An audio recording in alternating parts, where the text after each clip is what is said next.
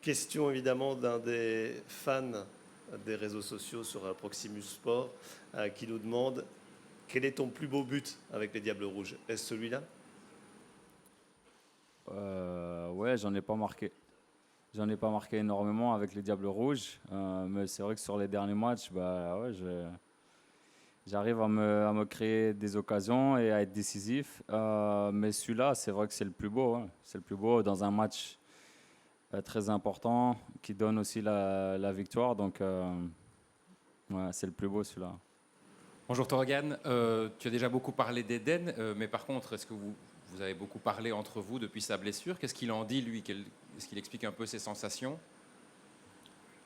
Et je pense qu'il avait plus peur à à la fin du match contre le Portugal qu'aujourd'hui. Aujourd'hui, ça va déjà un peu mieux. Il se sent déjà mieux. Et il travaille. Il était là à 8h30 du matin dans la salle de gym avec le staff médical, a déjà travaillé voilà, sur le prochain match. Bien sûr, il a envie d'être là.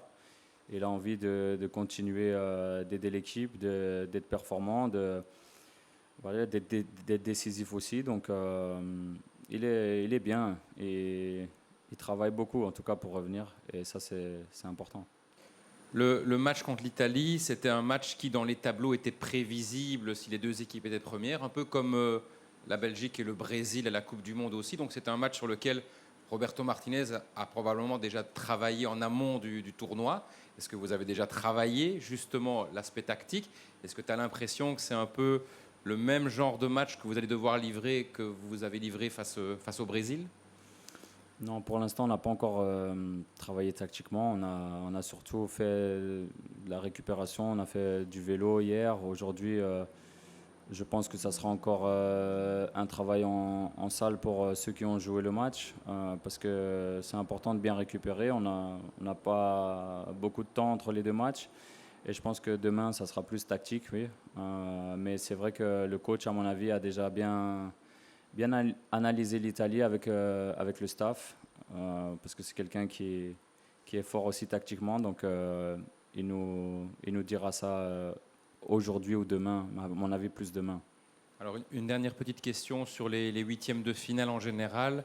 Le champion du monde en titre éliminé, le champion d'Europe, le Portugal par vous, le dernier finaliste de la dernière Coupe du Monde éliminé aussi, la Croatie. Qu'est-ce que ça dit sur le tournoi selon toi?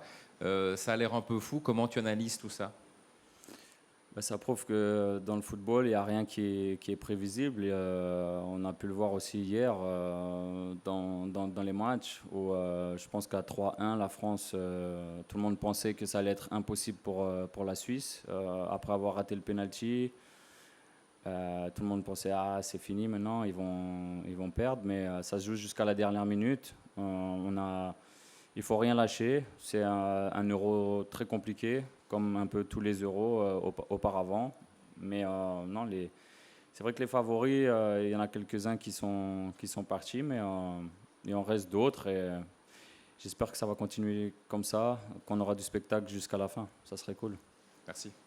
Pour Torigan, tu as dans vos carrières déjà vu Eden tellement tacler et faire la guerre comme il a fait la deuxième mi-temps contre le Portugal. Est-ce que tu te rappelles d'un autre match où elle a joué comme ça? C'est vrai que Eden n'est pas le joueur le premier pour aller à la guerre, mais